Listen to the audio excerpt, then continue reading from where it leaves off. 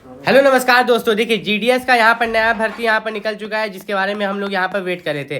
तो ग्रामीण डाक सेवक में इस बार आपको देखने को मिलेगी यहाँ पर 30,000 वैकेंसी, ठीक है, 30,000 सीट, जो कि सबसे खास इसलिए होती है क्योंकि ये सिर्फ 10th पास पर ये वैकेंसी होती है, मेल और फीमेल दोनों के लिए। और इसमें कोई भी एग्जाम नहीं होता, मतलब अगर आप सिर्फ 10th पास हो आप इसके लिए फॉर्म अप्लाई कर सकते हो।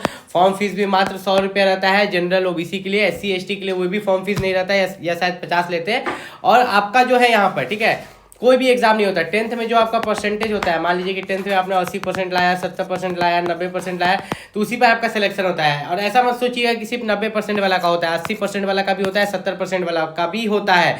क्योंकि इसमें जो है ग्रामीण डाक सेवक में फर्स्ट मेरिट लिस्ट निकलता है, सेकंड मेरिट लिस्ट निकलता है, थर्ड मेरिट लिस्ट निकलता है। तो इस तरह कर करके बहुत सारे मेरिट लिस्ट निकलते हैं। सबसे पहले यहाँ पर बात करते हैं कि ग्रामीण डाक सेवक जो है इसमें कितने तरह के पोस्ट होते हैं। तो सबसे पहला पोस्ट जो होता है वह होता है आपका ब्रांच पोस्ट मास्टर, BPM का, ठीक है। तो BPM का काम क्या होता है? BPM का काम जो होता है वहाँ पर हेड होता है ब्रांच पोस्ट मास्टर में, ठीक है, जो कि आपका जो ब्रांच पोस्ट ऑफिस रहता है उसमें मार्केटिंग, प्रमोशंस, ठीक है, सब कुछ इसको देखना रहता है।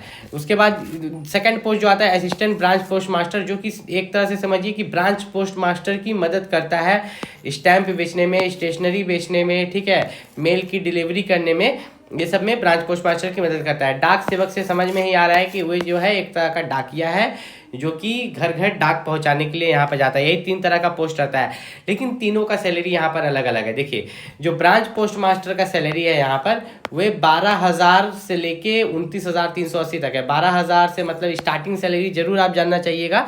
तो ब्रांच पोस्ट मास्टर का स्टार्टिंग सैलरी जो है वह है आपका 18,000। वहीं पर जो असिस्टेंट ब्रांच पोस्ट मास्टर और डाक सेवक का जो स्टार्टिंग सैलरी है वह है आपका 15,000, ठीक है, क्योंकि इसमें 5,000 डियरनेस अलाउंस भी जुड़ जाता है। अगर यहाँ पर उम्र सीमा की बात करें तो उम्र सीमा 18 से 40 साल तक एज लिमिट है यहाँ पर, जिसमें OBC को 3 साल का छूट है, SC ST को 5 साल का छूट, मतलब कि 18 से 40 साल का एज लिमिट है, तब भी भर सकते हैं। और OBC है तो आपका एज लिमिट बढ़ जाएगा, ये 18 से कितना 3 साल का छूट है ना, तो 43 हो जाएगा। और SC ST को यहाँ पर 18 से 45 साल हो जाएगा ठीक है। तो आपको यहाँ पर कंप्यूटर नॉलेज आना चाहिए।